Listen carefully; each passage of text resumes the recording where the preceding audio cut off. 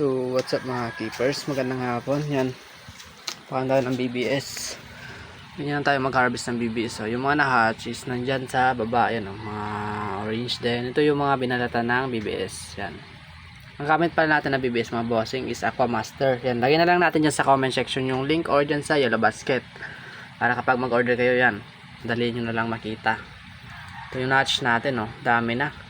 Sakto na para sa ating mga fry. Yan o. Bilis siyang lumaki. Sa isang araw nagpapakain tayo 3 beses. Umaga, tanghali, and hapon. Ano? Bilis lang.